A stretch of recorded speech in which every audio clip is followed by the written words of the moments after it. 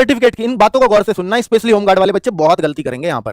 तो भाई home guard EWS category से अगर आप फॉर्म भर रहे हो तो यह ध्यान देना कि आपका 1 अप्रैल 2025 के बाद का और 17 दिसंबर 2025 जो फॉर्म की लास्ट डेट है उससे पहले का आपका ईडब्ल्यूएस सर्टिफिकेट बना हुआ होना ही चाहिए। आप कहो सर आय प्रमाण पत्र, तो आय प्रमाण पत्र की कोई आवश्यकता नहीं, वो पिछले फाइनेंशियल ईयर के हिसाब से ही ये बनता है कि आपके पास आय प्रमाण पत्र पिछले साल का होगा तभी आपका ईडब्ल्यूएस बनेगा। अगर आपके पास ईडब्ल्यूएस बना हुआ है फिर आय की कोई आवश्यकता नहीं है। ईडब्ल्यूएस बनवाने के लिए आय की आवश्यकता पड़ती है, यहां इनको नहीं चाहिए आपका आय का प्रमाण पत्र, इन्हें ईडब्ल्यूएस सर्टिफिकेट चाहिए उत्तर प्रदेश का बना हुआ।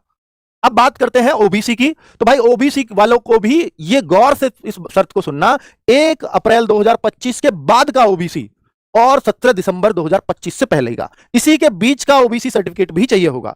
अब आप कहो सर एससी एसटी की कोई कंडीशन नहीं है क्या? पर यहां एससी एसटी भी लिख रहा है और 1 अप्रैल 2025 भी यहां लिख रहा है। हालांकि ये जो बात लिखी है इसके जस्ट ऊपर पढ़ोगे तो ये पिछड़ा वर्ग के लिए लिखी है सिर्फ कि 1 अप्रैल या 2025 या उसके बाद का बना हुआ होना जरूरी है। लेकिन अगर एससी एसटी की मैं बात करूं तो इसका कोई भी डेट मेंशन नहीं है, अर्थात ये पुराना बना हुआ भी चलेगा। इसका मतलब यही होता है, ठीक है। पर अगर आप बनवाना चाहें और बनवा सकते हैं आराम से, तो इस बात पर कहीं आपको परेशानी ना आ जाए, जो 1% चांस भी नहीं है, जिसके 1% मान लेते हैं भाई पता नहीं कल को क्या हो जाए। इसलिए अगर आप बनवा सकते हो तो 1 अप्रैल 2025 के बाद का बनवा लेना, ज्यादा बढ़िया रहोगे।